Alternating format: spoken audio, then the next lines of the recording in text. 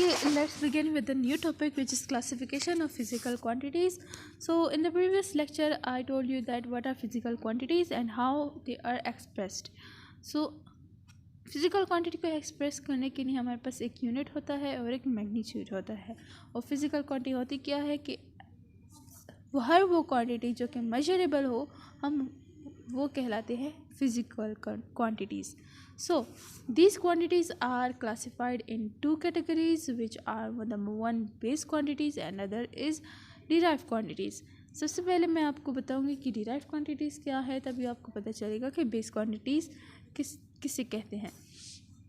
Derived quantities, those quantities that are defined in terms of base quantities, for example speed, area, velocity, acceleration, density. ठीक है, ये जितने भी हमारे पास quantities है जो कि ऑन द बेसिस ऑफ हमारे पास बेस क्वांटिटीज़ में से निकले हैं, तो उनको हम कहते हैं डिराइव्ड क्वांटिटीज़. फॉर एग्जांपल हमारे पास यहाँ पे लेंथ है, ठीक है, सॉरी स्पीड है. स्पीड में हमारे पास लेंथ और टाइम को डिवाइड करने से हमारे पास स्पीड बनता है. तो ये लेंथ और टाइम क्या है, हमारे पास ऑब्वियसली बेस क्वांटिटीज़ है और इनसे जो हमारे पास क्वांटिटी बनी है वो है स्पीड. स्पीड हमारे पास अब यहाँ पे डिराइव हुई है, यानी कि हमारे पास लेंथ डिवाइडेड बाय टाइम जब हमने किया तो उससे एक न्यू क्वांटिटी बनी जो कि स्पीड है. तो स्पीड क्या है, डिराइव हुई है, तो स्पीड को हम कहते हैं कि ये डिराइव्ड क्वांटिटी है. देन हमारे पास है एरिया. एरिया जो हमारे पास है लेंथ मल्टीप्लाई बाय लेंथ से बना है. हम यूजुअली कहते हैं length multiply by breadth, but यहाँ पे मैंने लेंथ लिखा है क्योंकि हमारे पास length as a base quantity मैंने एग्जाम्पल लिया है. फॉर एग्जाम्पल मैंने शो किया है कि यहाँ पे हमारे पास लेंथ एक बेस क्वांटिटी है. आप यहाँ पे ब्रेथ भी लिख सकते हो, हाइट भी लिख सकते हो, ये एक ही चीज़ है. लेंथ का मतलब डेफिनेशन ये है कि path covered by any object या any body from point A to point B. ठीक है, वो पाथ है या वो एरिया है जो भी है, तो उसको हम मेजर करते हैं, उसको या लेंथ में मेजर करते हैं, डिस्टेंस में मेजर करते हैं, या फिर रेडियस में मेजर करते हैं.